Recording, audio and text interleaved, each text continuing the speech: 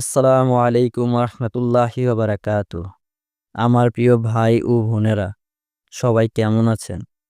আশা করি আল্লাহর রহমতে সকলে ভালো আছেন। আলহামদুলিল্লাহ, আমিও ভালো আছি। আজকের আলোচনা হলো জীবন থেকে গুনাহ কিভাবে মাফ করব। হাদিসে এসেছে, আবু হুরায়রা রাদিয়াল্লাহু তাআলা হতে বর্ণিত, তিনি বলেন, রাসূল সাল্লাল্লাহু আলাইহি সাল্লাম বলেছেন, যখন কোনো মুমিন অথবা মুসলিম বান্দা ওযু করে তার মুখ ধোয়, তার মুখ হতে তার চোখের দ্বারা সকলকৃত গুনাহ পানির সাথে দূর হয়ে যায়। যখন সে তার দুই হাত ধোয়, তখন দুই হাতের সকলকৃত গুনাহ পানির সাথে দূর হয়ে যায়। অতএব সে ব্যক্তি সকল গুনাহ হতে পবিত্র হয়ে যায়।